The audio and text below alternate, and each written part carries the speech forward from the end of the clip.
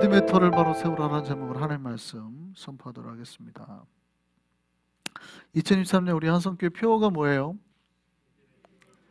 그렇죠, 이겁니다. 근데 여러분 아세요? 여러분 이제 한 달 넘게 말씀을 들었는데 제가 한 번도 믿음의 터를 바로 세우라는 제목으로 설교를 전한 적이 없다는 거 아세요? 아세요? 목사님 무슨 말씀일까요? 분명히 똑같은 설교 좀 계속 들은 것 같은데 한 번도 제가 믿음의 터를 바로 세우라는 제목으로 하나님의 말씀을 전한 적이 없습니다. 설교를 딱 들으신 분은 알아요. 믿음의 터를 만들라 이렇게 조금씩 제가 바꿨죠. 이해되세요? 온전하게 제가 믿음의 터를 바로 세우라는 제목으로 드린 건 처음이에요. 여러분 올해 우리 한성교회가 지금 하나님 앞에서 준비하면서 훈련받으면서 나아가는 건 뭐냐면 이 믿음의 터를 바로 세우자는 거예요. 그 중에 하나가 이제 믿음의 가장 근간이 되는 예배의 터를 우리가 3주간 살펴봤죠. 예배의 터를 어떻게 세울 거냐. 믿음의 터가 제일 중요해요. 믿음이 제일 중요해요. 그러니까 이 믿음이 바로 서 있으면 그 위에는 이제 쌓기만 하면 되거든요. 탁탁탁탁탁. 그러니까 믿음만 바로 서 있으면 복은 그냥 오는 거예요. 여러분 우리가 복이 많이 내 삶에서 빠져나간다. 그거는 뭐가 좀 잘못돼서 믿음이 좀 이렇게 기울어져 있거나 그러면 복이 부어졌는데 흘러가는 거예요. 혹은 믿음이 반듯한데 크랙이가 있어요. 그럼 왔는데 새 나가는 거예요. 조금 남긴 하는데 자꾸 빠져나가는 거예요. 그러니까 여러분 복을 받으려면 가장 기본은 믿음의 터를 쫙 반듯하게 잘 만드는 거예요. 그러면 우리의 복은 그 다음부터 사실 되게 쉽습니다. 제가 하라는 대로 하면 돼요. 기도하세요. 탁. 말씀 보세요. 탁. 그냥 툭툭툭툭 던지기만 하면 그 위에 그냥 성전이 지어가면서 하나님의 복이 쌓일 공간이 만들어지는 거거든요. 어렵지 않아요. 사실은 굉장히 어렵지 않습니다. 근데 이 믿음의 터 반석을 짓는 게 되게 어려워요. 이 기초를 쌓는 게. 왜냐하면 내 인식의 틀을, 그러니까 철학의 틀을, 내가 살았던 모든 틀을 바꾸는 작업이기 때문에 이게 제일 어려운 거예요. 이것만 바뀌면 여러분 교회 와가지고 이것만 제대로 배우시면 사실은 그 다음부터는 하나도 안 어려워요. 제가 하라는 대로 하면 돼요. 선교갑시다, 기도합시다, 전도합시다. 그냥 오면 그 위에 말씀이 그냥 툭툭툭툭 되는 대로 다 복이 되는 거예요. 복이. 제일 중요한 건 뭐냐면 믿음의 터를 이게 제대로 쌓는 거예요. 단단하게 반석을 제대로 쌓는 게 정말 중요합니다. 그래서 2023년은 다시 한번 우리 한성교회가 반석의 틀, 우리 믿음의 틀을 바로 세우는 것, 그런 한 해가 되기를 소망합니다. 신자에게 믿음은 가장 근본이에요. 근본, 기본, 신앙의 시작이죠. 기독교는 믿음으로 시작하고 믿음으로 성장합니다. 그러니까 믿음이 없는 신앙은 껍질이에요. 껍질. 무슨 얘기냐면 교회 와서 믿음을 가지고 그 다음에 다른 거를 해야 되는데 사람들 중에는 가끔 제 고등학교 때도 그래 전도를 하면은 어떻게 해요? 교회 나가면 누구 만난다? 여자 만난다 그래가지고 많이 갔대. 그때 물론 저는 그것도 나쁘지 않다고 생각해요. 왜냐하면 그렇게 해가지고 다 예수를 만나요. 믿음을 만나고 그렇게 온 사람도 다 기도시키고 해서 그 증거가 있잖아요. 여기 있잖아요. 목사가 됐잖아요. 물론 여자 만나러 교회 간 건 아닌데 친구 따라 간단 말이야. 야 가자 믿음이 없어 갔죠. 그런데 그렇게 와도 만나니까 그 전도 방법이 꼭 틀린 건 아닌데 중요한 건 대부분의 사람들이 교회 올 때 무슨 인식을 갖고 와요? 믿음이 없죠. 그러니까 어떤 인식을 갖고 와요? 교회 가면 특히 이제 이민 한국에서부터 훈련 받죠. 야 뉴욕 가면 꼭 어디부터 가라? 교회부터 가라. 왜? 교회 가면 사람들이 어떻게 정착하는지 다 도와주고 막 이런다. 어떻게 학교 어떻게 보내고 소스가 다 거기 있고 그런단 말이에요. 그러니까 관계 때문에 오는 거예요. 뭐예요 이게? 믿음이 아니죠. 그러니까 믿음이 좋은 사람은 나중에 내 삶에서 다른 게 조금 깨지거나 관계가 틀어져도 하나님 앞에 나의 신앙은 아무 문제가 없죠. 그런데 그런 거 없이 관계로 지금 교회학교 와가지고 여기 와가지고 내 아이들 잘 키우려고 소스를 찾으러 온 사람은 왔는데 그 처음에 자기를 데리고 온 사람하고 관계가 틀어지면 어떻게 해요? 뭐가 없으니까? 믿음이 없으니까. 신앙을 버려버린단 말이에요. 교회에 중요한 거는 뭐예요? 기초가 믿음이에요. 관계가 중요하지 않다는 얘기가 아닙니다. 관계 중요해요. 중요한데 믿음이 반석이 되고 그 위에 관계가 쌓여지면 좋아요. 근데 믿음이 없고 관계를 가지고 교회를 하려고 그러면 뭐와 비슷해요? 개모임하고 비슷하다 그랬죠, 교회가. 여러분 자꾸 커피 마시고 이렇게 뭐 좋아요, 나빠요? 아, 좋죠. 그런데 믿음이 없이 커피만 마시면 이거는 뭐예요? 프렌들리한 거지 교회는 아니에요. 학교 친구들 만나도 다 프렌들리 하잖아요. 커피 마시면서 해피해. 무슨 맛인지 아시겠어요? 믿음이 있고 관계가 되면은 좋은 거예요. 근데 믿음이 없는데 내가 여기서 돈도 벌고 비즈니스도 하고 교회 와가지고 하는 사람들은 나중에 뭐가 깨지면 이 교회 와가지고 비즈니스가 잘 될 줄 알았는데 비즈니스가 안 되면 떠나는 거예요. 믿음이 없으니까. 이해되시죠? 중요한 거는 믿음이에요. 여러분 우리 신앙생활을 우리가 하다가 신앙생활이 흔들리는 이유는 믿음이 흔들렸기 때문에, 반석이 흔들렸기 때문에요. 그래서 이 믿음이 제일 중요하다. 정말 주님 앞에 내가 서는 이 믿음, 이 믿음이 바로 깨달아지고 바로 알게 되기를 소망합니다. 그래서 우리가 기독교는 이 믿음 안에서 가는 거예요. 근데 믿음이 어디서 와요? 문제는 이제 이거죠. 자, 이 믿음이 우리 안에서 시작된 거예요? 하나님께서 주신 거예요? 이게 굉장히 어려워요. 놀랍게도 믿음이라는 거는 내 안에서 생기는 거라면 내가 열심히 노력하면 만들어지잖아요.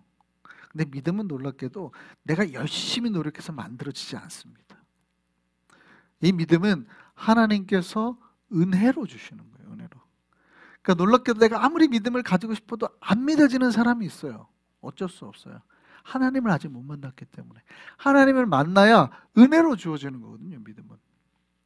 그러니까 놀랍게도 나의 배움이나 나의 마음의 선함이나 아무 상관이 없어요, 믿음은. 하나님을 만나야 주는 거예요. 하나님을 만나면 안 믿고 싶어도 그냥 믿어지는데 어떡해요? 그냥 믿어지는 거예요. 말씀하면 다 아멘이 돼요, 자꾸. 아멘, 아멘. 이거는 나의 그것과 별로 관계가 없는 거예요. 하나님께서 은혜로 주신 거기 때문에. 그래서 구원의 역사도 마찬가지인 거예요. 우리가 구원을 받는 것도 믿음이 내 안에서 시작된 게 아니기 때문에, 나의 행위로 시작된 게 아니기 때문에, 하나님의 은혜로 시작이 됐기 때문에 내가 자랑할 게 없는 거예요. 내가 하나님 앞에 구원받게 되는 게 하나님의 은혜로 됐음을 믿으시기를 바랍니다. 이거 다 아시죠?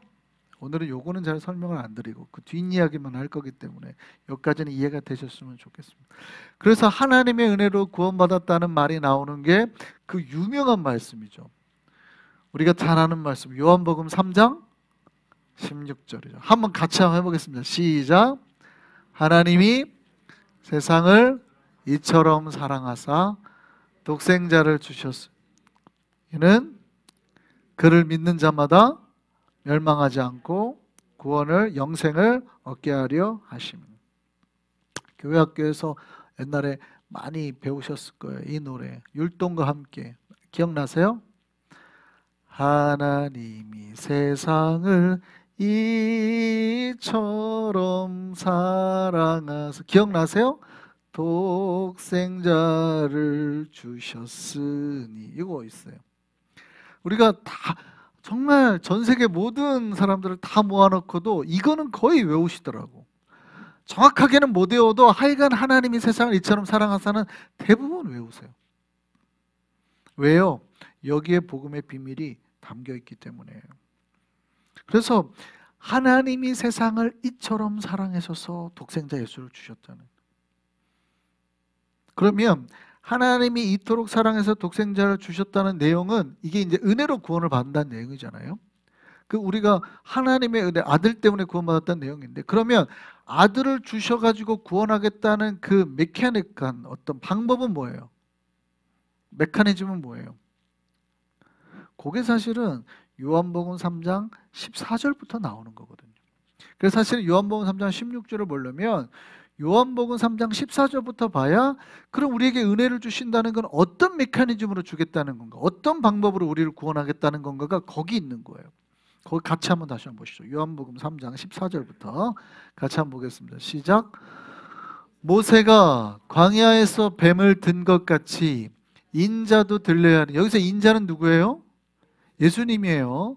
The Son of Man. 뭐 신학적으로 굉장히 어려운 표현입니다만 김세현 박사님이 쓴 유명한 논문이 있습니다만 이게 이제 다니엘서에 나오는 그 인자가 구름 타고 내려온 그거를 표현하셨다고 이제 말하는 거예요. 뭐 어려운 표현입니다만 우리는 그것까지 알 필요는 없고, 인자하면 예수님이 항상 인자가 말할 때는 누구를 말하는 거예요? 자기를 말하시는 거예요. 자, 다시 한번. 모세가 광야에서 뱀을 든 것 같이 인자도 들려야 하려니. 예수님 자가 들려야 된다는 거예요. 이는 그를 믿는 자마다 영생을 얻게 하려 하심이니라. 하나님이 세상을 이처럼 사랑하사 독생자를 주셨으니 이는 그를 믿는 자마다 멸망하지 않고 영생을 얻게 하려 하심이라. 할렐루야. 네, 이 말씀이 깨달아지기를 바랍니다. 그러니까 요한복음 3장 16절은 하나님이 우리를 구원하겠다라는 당신의 계획을 말하는 건데, 어떤 방법으로 그럼 구원할 거예요? 이거는 요한복음 3장 14절에서 15절까지가 나와 있는 거예요. 이것처럼 모세가 광야에서, 광야가 이제 사막이죠, 데저트에서 뱀을 들었어요. 이렇게 높이 뱀을 만들어 든 것처럼 예수님도 십자가에 높이 매달릴 거라는 거예요. 그렇게 하는 이유는 그를 믿는 자마다, 보고 믿은 자마다 영생을, 구원을 얻게 하려는 거예요. 자, 똑같아요. 하나님이 세상을 사랑하는 방식이 이와 같다는 거예요. 하나님이 세상을 이처럼 사랑하셔서 이와 같은 방법으로 독생자 예수 그리스도를 주셨으니 이는 그를 믿고 바라보는 자마다 멸망하지 않고 영생을 얻게 하려 하신다. 할렐루야. 여기에 있는 하나님의 그 구원의 메커니즘이 이해되기를 바랍니다. 여러분, 많은 사람들이 하나님을 믿을 때 뭐를 생각해요? 자기의 지식이나 상식선에서 믿으려고 해요. 그러니까 우리가 구원을 받으려면 어떻게 해야 돼요? 저 사람이 좀 선해야 된단 말이죠. 착해야 된단 말이죠. 나보다 나쁜 놈이 구원을 받으면 내가 억울해요, 안 억울해요? 억울하죠. 분명히 저놈이 나보다 나쁜 놈인데. 이렇게 말하면 잘 이해가 안 되는데, 나는 하루 종일 봉사하고 교회 하는데 봉사 안 하는 쟤가 나보다 복을 더 받아. 억울해요, 안 억울해요? 억울하죠. 갑자기 요건 억울하지. 이해되세요? 내가 하루 종일 일해가지고 번 돈이 150불인데 쟤는 와가지고 1시간 일했는데 똑같이 150불을 받았어요. 억울해요, 안 억울해요? 갑자기 억울하죠. 이렇게 말하니까 확 억울해지죠. 이런 거예요. 우리의 입장에서는 페어해야 된다고 생각하는 거예요. 우리의 입장에서는 페어해야 된다고 생각하는 거예요. 우리는 이거를 페어라고 생각하거든요. 근데 물론 제가 언젠가 페어에 대해서 다시 한번 설명을 하겠지만, 이게 페어한 거예요, 안 페어한 거예요? 잘 생각해 볼 필요가 있어요. 우리가 페어하다고 생각하는 게 정말 페어한 건지는 잘 볼 필요가 있어요. 자, 똑같이 일한 사람한테 돈을 준다고 칩시다. 똑같이 일하는 사람은. 그럼 여러분이 1시간 일하는 사람한테 제가 100불을 준다고 했어요. 똑같이. 자, 그런데 그 집을 대표해서 먹여 살리려고 20살 먹은 청년이 나왔고 10살 먹은 아이가 나왔어요. 1시간 동안 똑같이 일했어요. 청년이 훨씬 일을 많이 했겠죠. 얼마를 줘야 돼요? 100불을 줘야죠. 그럼 10살 먹은 아이가 나왔어요. 얼마를 줘야 돼요? 걔는 훨씬 못했겠죠. 얼마를 줘야 돼요? 한 20불? 근데 제가 똑같이 100불을 줬어요. 저는 페어한 사람이에요, 안 페어한 사람이에요? 우리 사람들이 이렇게 생각하는 거예요. 나를 은혜로운 사람이라고 생각하는 게 아니라 나를 불공평한 사람을 생각하는 경향이 있어요. 여러분, 그거는 제가 언페어한 게 아니라 제가 은혜로운 사람이에요. 그레이스풀한 사람인 거예요. 이해되세요? 그런데 청년이 갑자기 당신은 언페어하다고 나를 공격하는 거죠. 너 나쁜 놈이라고 욕하고 나 다른 데로 가는 거예요. 근데 제가 보기에는 내가 나쁜 놈이에요, 제가 나쁜 놈이에요? 얘가 나쁜 놈이지. 나는 얘한테 약속을 어긴 적이 없어요. 내가 1시간 일하면 너한테 100불 주기로 했잖아. 내가 언제 약속을 어긴 적 있어? 100불 줄게. 근데 제가 그 일을 다 못했어도 나는 줄 거야. 이거는 뭐예요? 언페어한 게 아니라 내가 그레이스풀한 거예요. 근데 내가 100불 받아놓고 언페어하다고 막 하는 사람들이 있거든요. 여러분 잘 생각하셔야 돼요. 하나님의 구원의 메커니즘이 이해가 안 되면 신앙생활 하면서 내가 복을 똑같이 받으면서도 맨날 하나님 앞에 손가락질합니다. 언페어합니다. 뛰쳐나가요. 자꾸 언페어합니다. 언페어한 게 아니에요. 하나님은 그레이스풀한 거예요. 그렇지 못한 사람에게도 동일한 은혜로 채워주신단 말이에요. 근데 나는 그걸 보면서 불공평하다고 생각하거든. 나는 하루에 10시간 봉사했는데 쟤는 1시간 봉사했는데 나랑 똑같이 복을 줘? 기분이 팍 상하는 거죠. 언페어합니다. 하나님이 야 내가 언제 너한테 복을 안 준 적이 있냐? 내가 쟤한테 복을 준 거는 언페어한 게 아니야. 내가 그레이스풀한 거지. 그러면 그레이스풀하다고 해야지. 왜 네가 나를 자꾸 공격해? 나쁜 놈아 하고 두드려 맞죠. 정신 차려? 두드려 맞죠. 이게 여러분 구원의 메커니즘, 은혜의 메커니즘을 이해하셔야 돼요. 여러분 이 말을 들을 때 잘 여러분 인간은 선함과 이게 큰 의미가 없죠. 왜요? 복의 시작은 여러분 인간을 정의할 때 성경이 뭐라고 정해요? 로마서 3장 23절에 로마 3장 23절 외우시면 좋아요. 로마 3장 23절 뭐라고 시작해요? 모든 사람이 죄를 범하였으며 하잖아요. 그러니까 인간은 죄인으로 시작하는 거예요. 모든 인간은 다 똑같은 죄인이라는 거예요. 이 죄가 그러니까 여러분 sin과 crime이 있는데 sin은 뭐예요? 그냥 날 때부터 인간이 애초에 가지고 있는 모든 죄. crime은 뭐예요? 이후에 태어나서 우리가 범한 범죄. 그러니까 원죄와 자범죄로 나눠지죠. 근데 인간은 원래부터 내가 크라임을 범하지 않더라도 태어나면서부터 인간은 뭐예요? 죄인이에요. 그 죄인이 누구로부터 유전됐대요? 아담으로부터 유전됐단 말이에요. 그걸 우리가 원죄라 그러잖아요. 그러니까 어린아이가 태어나면서도 죄인이에요, 아니에요? 죄인이에요. 그러니까 어린아이에게 뭘 줘요? 유아 세례를 준단 말이에요. 빨리 이 아이에게 세례를 줘서 죄를 씻어내잖아요. 우리 장로교는 그렇게 생각하는 거예요. 침례교나 이런 데는 이제 다른 문제예요. 자기 믿음의 고백에 들어가야 된다는 생각하기 때문에 이제 안 주는 거지만 장로교는 최대한 이 아이가 빨리 죄에서 벗어나라고 그 유아 세례를 주는 거예요. 다 목적이 있어요. 죄인이란 말이에요. 인간의 모든 죄인. 그러니까 사실은 하나님 보기엔 다 죄인인 거예요. 우리가 보기에는 좀 선하고 좋고 나쁘고 차이가 있지만 하나님 보시기에는 다 구원해낼 죄인. 어차피 죽음을 향해서 나아가는 멸망돼야 될 인생일 뿐인 거지 여기서 조금 나쁘고 큰 차이가 없어요. 이게 하나님의 구원의 메커니즘이에요. 자, 이제 오늘 설명을 한번 드리겠습니다. 이스라엘 백성이 구약 이야기죠. 광야에서 탈출해가지고 광야에 있을 때 이집트에서 탈출해가지고 죄를 범했더니 하나님께서 이 광야에서 독사를 보내죠. 불뱀을 보내가지고 이스라엘 백성들을 물게 합니다. 자, 그럼 뱀에게 물렸어요. 어떻게 돼요? 이제 독이 몸에 쫙 퍼지겠죠. 그럼 어떻게 돼요? 이 사람은 이제 곧 죽어요. 이게 인생을 모든 인간을 대표하는 거예요. 인간들은 모두 다 이미 죄라는 독이 몸속에 스며들어서 조금 있으면 다 죽어요. 인간은 제가 아기 때부터 죄인이라고 그랬잖아요. 태어날 때부터 이미 우리는 어딜 향해서 나아가요? 죽음을 향해서 나아가는 존재예요. 100년 뒤면 다 죽을 존재예요. 크게 기간이 크지 않아요. 어차피 갓난아기라도 태어나면 100년 뒤면 죽을 존재예요. 이미 독사에 물려서 온몸에 독이 이제 퍼져서 죽음을 향해서 나아가는 존재들이란 말이에요. 인간들은 모두 다 거기에 크고 나쁨이 없어요. 어떻게 해야 돼요? 이때 어떻게 해야 돼요? 뱀에 물리면 우리는 상식을 발휘합니다. 우리가 가졌던 지식 혹은 가지고 있는 상식 선에서 이제 해결합니다.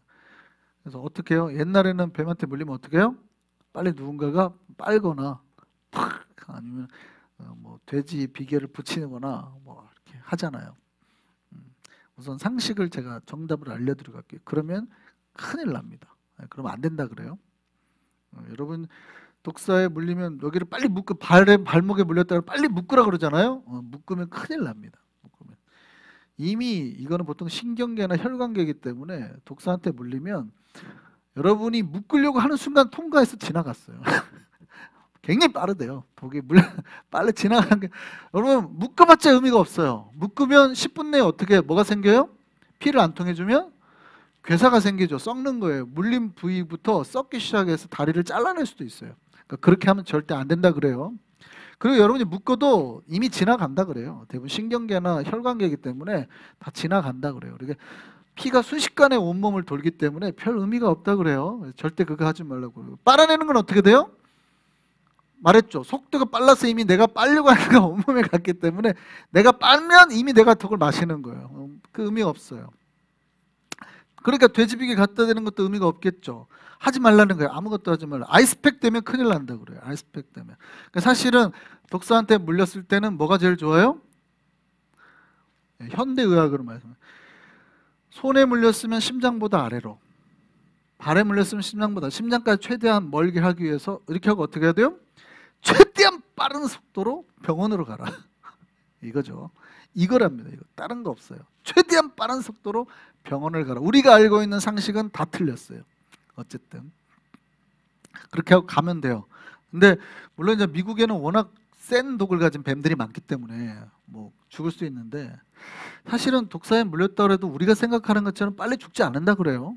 살모사 같은 거 물려도 좀 아프고 그냥 말벌에 쏘인 것처럼 아프고 하는 사람도 있고 아니면은 그렇게 빨리 안 죽는답니다. 너무 걱정하지 마시고 빨리 병원에 가면 된대요. 다만 이제 뱀이었으면 어떤 뱀에 물렸는지 모르니까 막 뱀을 잡아가려다가 더 물리는 경향이 있는데 그러지 말고 뱀이 만약에 죽었으면 사진을 찍으랍니다. 셀폰으로 사진을 찍어서 특히 머리 쪽을 찍어서 가져가면 어떤 독인지 빨리 아니까 이제 치료제를 맞을 수 있다 그러죠. 자, 어쨌든 이게 상식인데 여러분의 구약이에요. 광야예요. 뱀에 물렸어요. 어떻게 하면 될까요? 최대한 약초를 찾으러 간다거나 우리 가족이 물렸으면 그죠? 빨리 약초를 찾으러 간다거나 아니면 우리가 알고 있던 아까 그 상식 같은 걸 뭐 하려고 할 거 아니에요? 이렇게 막 아니면 물이라도 좋은 물이라도 해서 어떻게 막 열이라도 떨어뜨리려고 막 하려고 할 거 아니에요? 뭐 이렇게 해갖고 이게 상식이죠. 이게 상식. 뱀에 물렸을 때. 근데 그때 하나님이 갑자기 그렇게 합니다. 모세야 가서 놋을 녹여가지고 뱀 모양을 하나 만들어라. 그리고 장대에 이렇게 스틱에 매달려 갖고 높이 매달아 놔라. 그리고 이렇게 말해라. 돌아다니면서 뱀에 물린 자들은 지금 다 죽는 거 걱정하지 말고 나와서 장대에 매달린 저 뱀을 보면 살 거다. 이렇게 말해요. 여러분 같으면 이때 은혜를 받을까요? 화가 날까요? 여러분 같으면 이때 은혜를 받을 하나님 우리에게 살 길을 주셨구나 하고 나아가서 아멘하고 볼까요? 아니면 갑자기 화가 확 올라올까요? 화가 확 올라오죠. 이건 왜냐하면 상식에 부합되잖아. 제가 똑같이 말씀드려 볼게요. 왜냐하면 이스라엘 백성들이 남자만 60만 명이니까 100만 명이 넘는 사람이 살고 있으니까 텐트를 치면 굉장히 넓은 지역에 텐트를 쳤습니다. 그러니까 잘 안 보여요. 보이려면 문제는 장대 근처에 텐트는 쉽죠. 나와서 보인단 말이에요. 근데 저기 뒤에서 끝에서 물리는 텐트 있는 애들은 어떻게 해야 돼요? 지금 뱀에 물려가지고 거동도 못하는데 기어서 나와야 되나? 몇 마일을 기어와야 되나? 1마일은 기어와야 보일 똥 말 똥. 뱀인가? 뭐 이렇게 온단 말이에요. 여러분이 저기 프레시메로 살고 저기 우드사이에 사는데 제가 뱀에 물렸어요. 우리 교인들 다 뱀에 물렸어요. 근데 제가 뭐라 그래요? 걱정하지 마시고 어젯밤에 하나님 나에게 말씀하셨어요. 우리 교회 천장에 지금 제가 놋뱀을 만들어놨고 봤으니 뱀에 물린 사람들은 와가지고 빨리 보세요. 그러면 여러분이 갑자기 아멘 역시 하나님이 우리에게 구원의 길을 주셨구나 하고 할 거예요. 갑자기 화가 날 거예요. 우리 목사님이 진짜 개념이 없네. 무식해도 이렇게 상식이 없네. 상식. 지금 뱀에 물렸는데 와서 뭐 놋뱀을 보라고? 도대체 우리 목사님은 머리가 큰일 났다. 나보고 병원 가라 그래야지. 이런단 말이에요. 아니면 최소한 배려라도 해줘가지고 우리 집이 저 우드사이드 쪽에 프레시메로운데 내가 거기까지 어떻게 뱀에 물렸는데 갈 거냐고. 목사님이 교회 밴으로 데리고라도 오면은 우리 목사님은 배려가 없어. 배려가 하지 않겠어요? 지금 잘 생각해 보셔야 돼요. 이스라엘 백성들한테 노뱀을 하나님이 만들어서 매달리려 한 게 인간의 상식이나 방법에 맞아요? 매치가 돼야 안 돼요? 안 맞아요. 너무 말도 안 되는 행위. 이스라엘 백성이 듣고 대부분에 나와서 뱀을 보라고 하는 순간 화가 날 만한 일이, 진짜 저런 거를 저런 따위 리더를, 우리가 모세를 저런 거를 내가 믿고 살아야 돼? 저런 멍청한 뭐 이런 소리가 나는 거예요. 내가 지금 뱀에 물렸다니까. 뱀에? 아니 최소한 그렇다면 누가 나를 와서 데리고 가야지. 우리 집은 가족도 없잖아. 배려를 해줘야지. 쟤네 집은 가족이 있었고 누가 지금 자기를 데리고 가누만 나는 안 데리고 간, 막 화가 난단 말이에요. 불공평함에.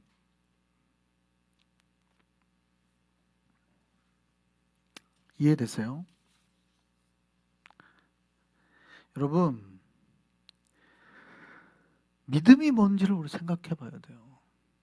여러분, 하나님의 메커니즘이 뭔지를 생각해 봐야 돼요. 사실은 굉장히 간단하거든요. 만약에 하나님이 어떠한 약초를 먹으면 산다라고 답을 알려줬다고 쳐보죠. 그러면 하나님이 페어한 거예요? 안 페어하죠. 머리가 똑똑하고 뭐 그 이동수단이 있고 차가 있고 하는 사람은 빨리 어떻게든 가서 찾겠죠. 근데 돈도 없고 가족도 없고 움직이지도 못하고 뭐 배운 것도 없고 힘도 없어요. 그런 사람은 어떻게 해요? 아니 가지도 못하고 돈도 없으니까 돈 있는 사람은 빨리라도 비싸게 주고라도 사서 먹겠지만 돈 없는 사람은 그냥 그대로 죽어야죠 뭐. 이게 페어한 거예요? 안 페어한 거예요? 이게 안 페어한 거예요. 잘 생각해 보세요. 하나님의 방법은 상식을 넘어섰지만 모든 사람에게 동일하게 똑같이 주셨어요. 아무 생각하지 말고 내 말을 믿고 나와서 바라봐. 그러면 살 거야. 그게 믿음임을 믿으시기 바랍니다. 그러니까 믿음은 뭐냐면 주님이 나에게 말씀하신 것 자체를 신뢰하는 게 믿음이에요. 그걸 그대로 받아들이는 게 믿음이에요. 그런데 믿음이 없는 사람은 그게 자기 머리로 이해가 돼요, 안 돼요? 내 이해하고는 아무런 관계가 없는 거예요. 그냥 믿으라는 거거든요. 사실 이거는 내가 언더스탠딩이 돼가지고 하는 건 아니에요. 하나님이 말씀하셨기 때문에 오케이. 하나님의 메커니즘이에요. 그냥 내가 그거를 네가 받아들일래 말래예요. 믿음은 그거예요. 하나님의 말씀을 신뢰하니까 하나님께서 그냥 이거를 본 자마다 살게 하셨겠다고 자기가 약속하셨어요. 다 필요 없다. 니네가 뭐 어떤 상태는 모르겠다. 다만 내가 약속 하나 할게. 내가 걸어놓은 저거를 나와서 바라보는 자마다 다 낫게 해줄게. 내가 약속하신 거란 말이에요. 그 약속을 믿는 거예요.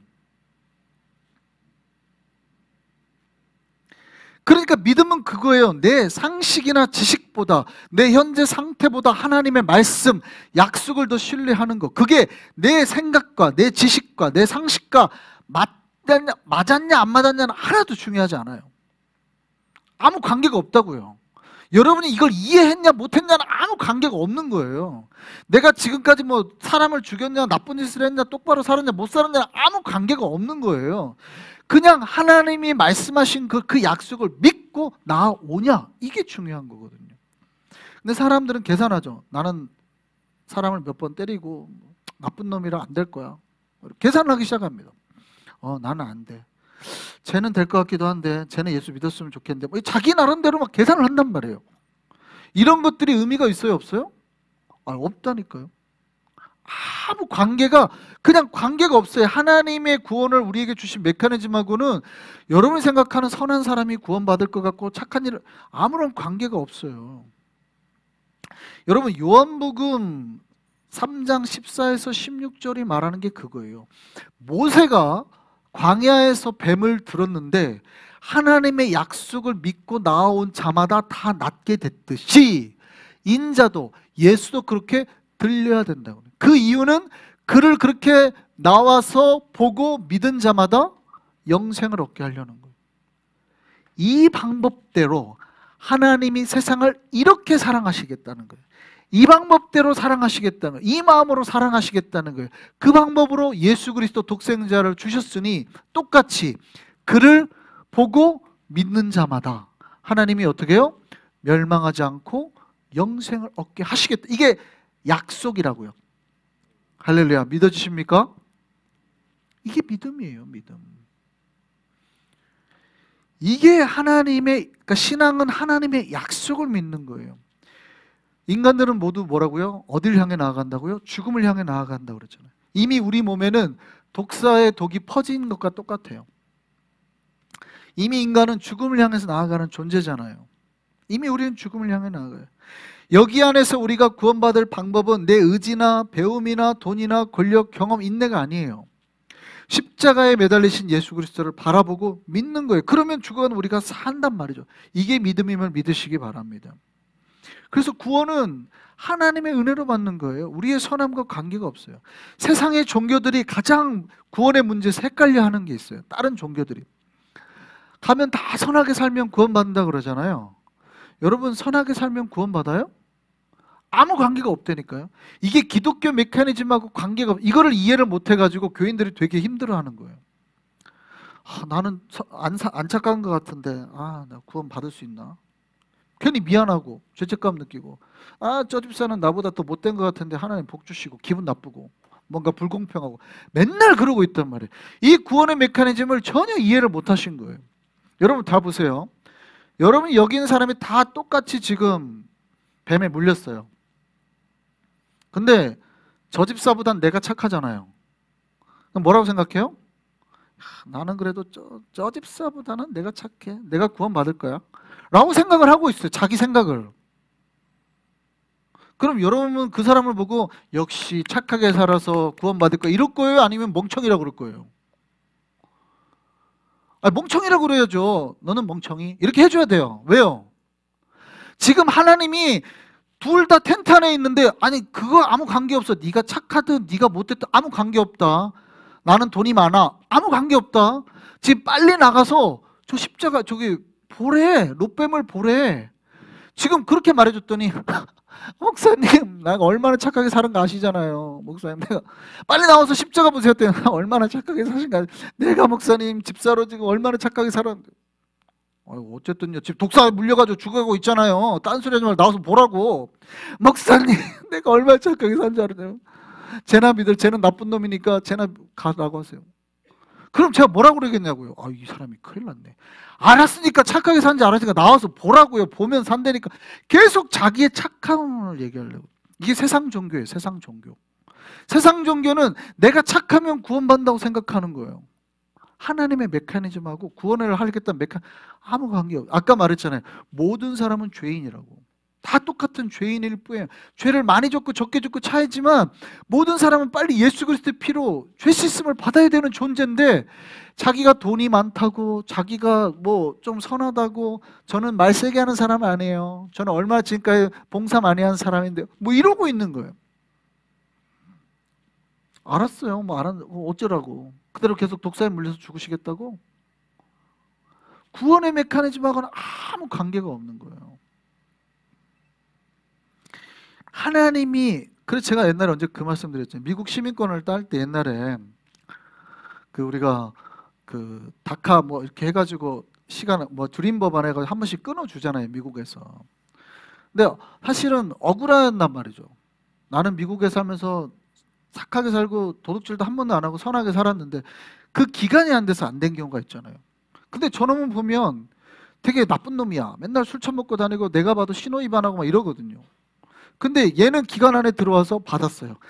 시민권을 받는데 인간의 선함이 관계가 있어요, 없어요?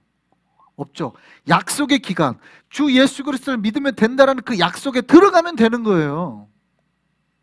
그 사람이 선하게 살았냐 안 살았냐가 기준이 아니라고요. 제일 중요한 건 하나님이 우리에게 구원하겠다 주겠다는 그 메커니즘이 있단 말이에요. 그거를 잡아야 내가 믿음을 얻는데 자꾸 사람들은 딴 데를 긁어요. 목사님 내가 얼마나 선하게 사는지 알지 않습니까? 알죠. 그거 어쩌라고요. 선하게 사는 게 나쁘다는 뜻이 아니에요. 나쁘게 착하지 잘했죠. 그런데 구원을 받는 거하고는 별개란 말이에요. 구원을 받은 자가 그 다음에 이제 느껴야 될 게 선함인 거예요. 이게 그 선함이 나쁘다는 게 아니라 내가 구원을 받은 자는 그 다음에 내가 선하게 살아야 된다는 걸 깨닫게 되는 거예요. 이게 헷갈리면 이제 구원은 못 받고 계속 자기 선함만, 이 선함을 내가 의로 생각하는 거예요. 내가 의로 생각해, 내가 이렇게 선한데 구원을 안 해줄까? 이런 착각을 하는 거예요.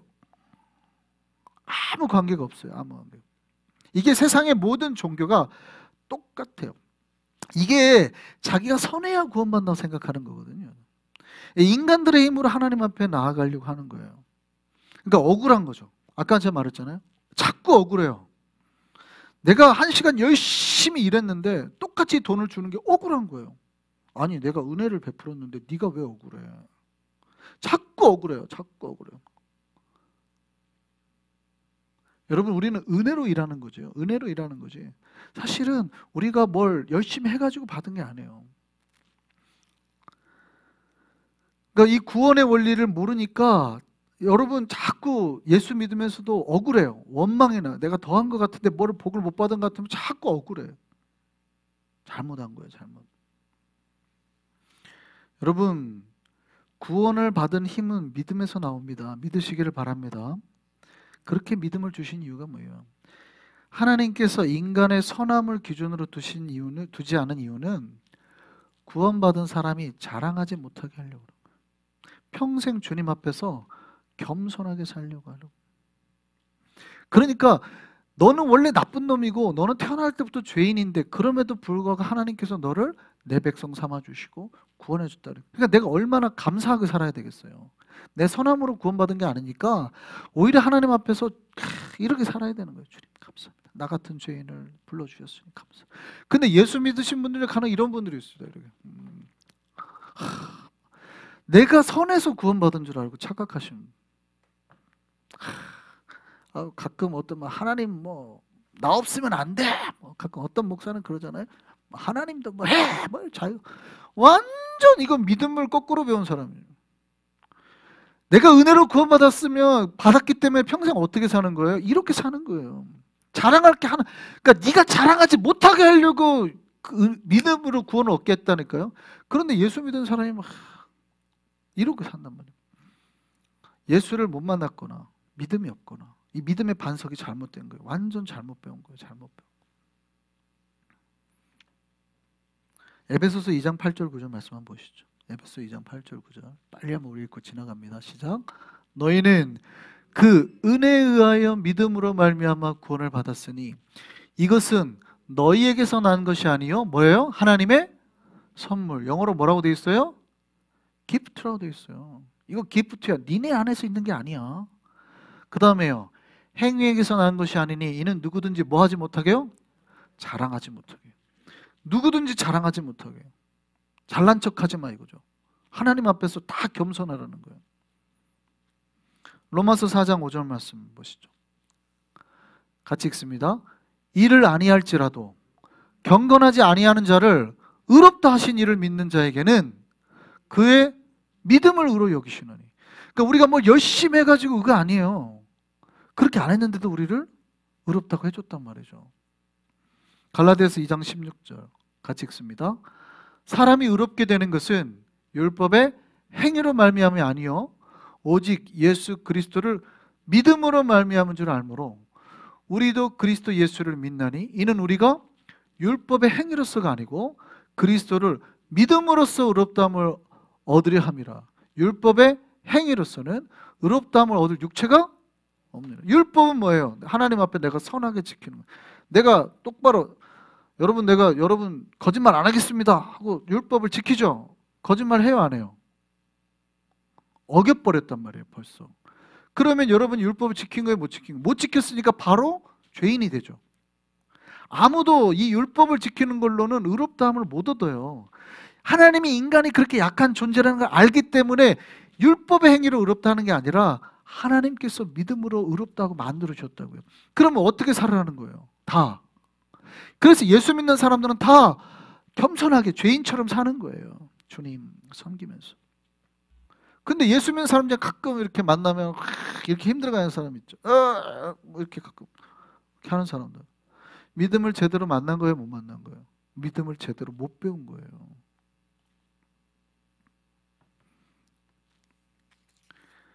그러니까 이 믿음의 원리를 깨달은 사람은, 이 메커니즘을 깨달은 사람은요, 평생 섬기면서 살 수밖에 없어요. 내가 믿음이 있다고 자랑하지도 못해요. 왜냐면 내가 원래 죄인이고 죽을 수밖에 없는데 나를 구원해 주셨으니까 자랑할 게 없단 말이에요. 내가 뭘 좀 해가지고 구원받은 게 아니거든요. 그 내가 막 자랑하고 목사님 내가 노래 좀 잘하죠, 이럴 수가 없는 거예요. 내가 얼마나 멋있었으면 하나님께 나를 불러서 하나님 백성 만들어 주셨을까, 할렐루야, 이럴 수가 없다 이 말이에요. 아무도. 주님 앞에서 겸손해야 되는 거예요. 그러니까 신자는 주님 앞에서 신앙생활하면서 함부로 자랑할 수 없는 거예요.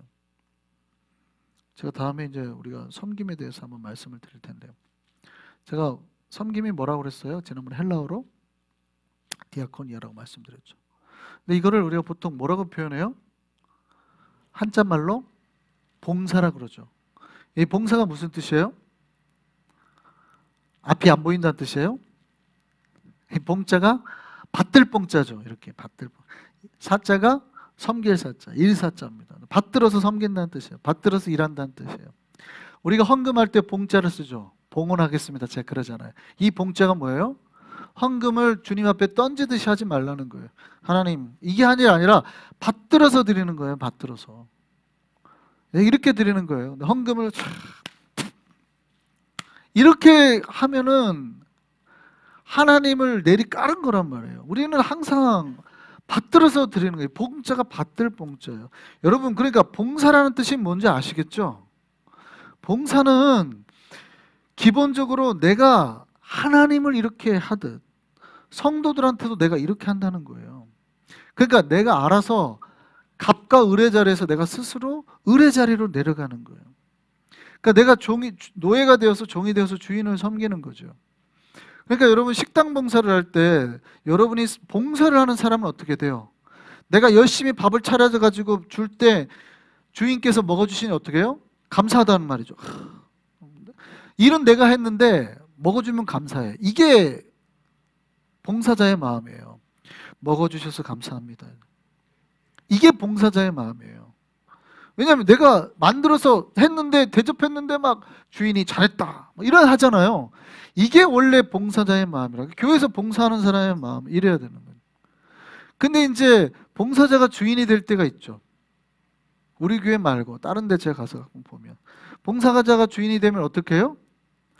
자기가 배식을 하죠. 서요, 줄. 마음에 안 드는데 하나만 먹어. 너무 많이 살쪘어, 좀만 먹어. 자기가 명령하죠. 주고 말 거를 내가 컨트롤하죠. 많이 먹고 조금 주고, 넌 좀 먹어. 너 나랑 친하니까 더 많이 먹어. 이게 뭐예요? 이거는 을에서 섬기는 거예요? 내가 갑이 된 거예요? 내가 갑이 된 거죠. 뭐 한다는 거예요 이게? 지금 성도들을 지금 홈리스 취급한 거예요. 내가 베풀어 주는 거야. 먹어. 먹기 싫어? 가. 이런 거. 내가 지금 봉사를 하는 게 아니라 내가 지금 이렇게 지금 그들을 컨트롤하겠다는 거거든. 너는 많이 먹고 조금 먹고 이거를. 이게 믿음을 잘못 배워서 그런 거예요. 믿음은 그런 게 아니라니까요. 교회에서는 절대 그럴 수가 없어요. 교회에서는 내가 밥 차려놓고 내가 하면서 먹어줘서 감사합니다. 이게 봉사의 뜻이란 말이에요. 받들어서 섬기는 거. 원래 내가 을이 되어서 받들어서 섬기는 거예요. 그런데 많은 사람들이 이 믿음의 원래 의미를 깨닫지 못하니까 자기가 선해서 마치 뭐가 하나님의 일을 하는 사람인 것처럼 생각을 한단 말이죠. 조심해야 돼요. 은혜로 구원을 받은 사람은 하나님 앞에서 자랑할 것이 없다는 걸 알아요. 근데 자기의 선함으로 그 신앙생활하는 사람은 어떻게 해서든지 내가 다른 사람보다 위에 앉으려고 하거든요. 그러니까 그럴 때는 그들의 말투나 행동에서 딱 태가 나요. 감사합니다. 뭐 더 드릴까요? 이게 아니라 더 어떻게 가져갈 거야? 좀만 먹어. 다 컨트롤하죠. 너는 안 되겠어. 좀만 먹어. 너 더 가져가. 소세지 하나 더 줄게. 자기가 다 컨트롤하는. 이거는 말투와 행동에서 벌써 드러나는 거예요. 이거는 믿음을 잘못 배우니까 믿음이 어디까지 잘못 올라가요? 봉사까지 잘못 올라가는 거예요. 믿음이 중요해요. 믿음을 바로 만들면 그 위에는 탁 올리기만 하면 돼요. 신앙의 기초는 믿음입니다. 믿음을 바로 깨닫고 믿으면 예수님처럼 겸손해지고 섬기게 될 줄 믿습니다. 우리 한성교회가 정말 바른 믿음의 터 위에 정말 아름답게 성장하는 교회 되기를 소망합니다.